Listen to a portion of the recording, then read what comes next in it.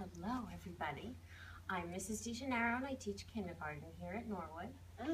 And I'd like to read this book. It's called President's Day by Anne Rockwell, pictures by Lizzie Rockwell. And I thought that this was appropriate because we have a whole week off from school in February because of President's Day. So let's see what this story is about.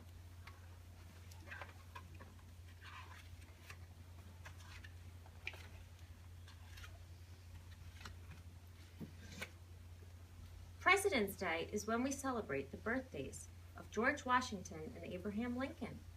They were both born in February many years ago. They were both very great presidents of our country, the United States of America.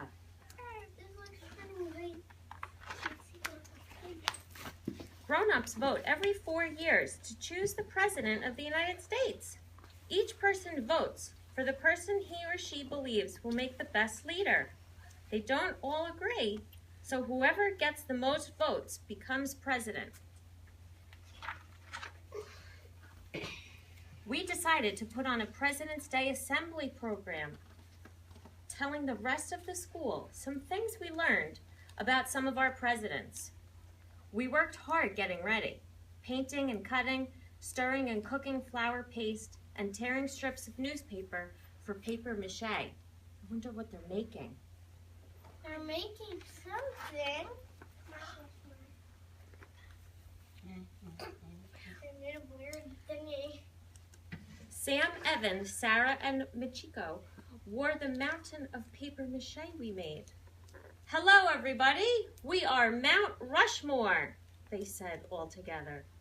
The faces of Presidents George Washington, Thomas Jefferson, Theodore Roosevelt, and Abraham Lincoln are carved 60 feet high on our hard granite cliff. Now each of these presidents will tell you about himself. I was George Washington. That's because my birthday is the same as his. I was born on February 22nd, 6 years ago, but George Washington was born more than 200 years ago. Good morning, I said in a deep voice. I led the American people when they fought to be free from the King of England. We won, so I was elected the first president of a brand new country called the United States of America. Abraham Lincoln was very, very tall, and Charlie is the tallest kid in our class.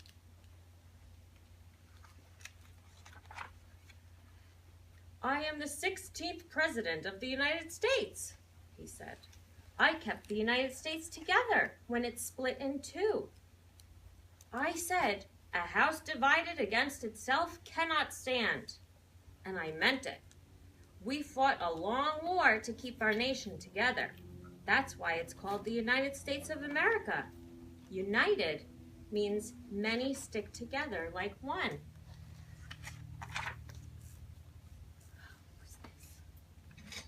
Nicholas is a good writer who can always think of just the right word.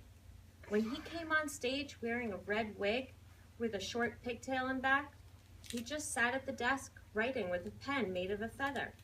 Everyone waited patiently while he scowled and scratched his head, crumpling pieces of paper and tossing them into the wastebasket. Wonder what he's doing and who this is. Finally, he cried out, "At last, it's done!" He stood up, bowed to the audience, and said, "Good morning. My name is Thomas Jefferson, the third President of the United States. I wrote something called the Declaration of Independence that told why we wanted to be free from England. And it's pretty good, if I do say so myself." He started to read what he wrote, but suddenly, Jessica came galloping out on a hobby horse. "Good morning," she shouted. "My name is Theodore Roosevelt, but you can call me Teddy. I'm the 26th President of the United States. When I was a kid, I was sick a lot and I couldn't go out to play. But when I grew up, I was healthy and strong and loved the outdoors. I wanted a lot of this big, beautiful land to always be wild. That's why we set aside more land to be national parks where plants and animals could always be wild. Pablo and Eveline came out on stage carrying a long mural that they had painted of giant redwood trees, the Grand Canyon, Old Faithful spouting, and animals in the Everglades. These are all national parks in our country. When is Florida again? Yes, that's in Florida. Good job. The rest of us joined them. Mount Rushmore, George Washington, Abraham Lincoln, Thomas Jefferson, and Teddy Roosevelt on his horse. We bowed while everyone in the audience clapped for a long time. Back in the classroom, we had an election. Everyone wrote the name of someone who'd make a good leader on a piece of paper. I wrote Pablo's name because he's smart and never mean. We put each piece of paper in a box. Mrs. Madoff counted the votes. The person whose name appeared most often would win the election. Guess what? I won, just like George Washington, Thomas Jefferson, Abraham Lincoln, Teddy Roosevelt, and today's President of the United States. Now, I'm the president of Mrs. Madoff's class. When I grow up, I want to be the first woman president of the United States. Wouldn't that be great? After all, I have the same birthday as George Washington. Almost the same birthday. Isn't that great? Bye-bye.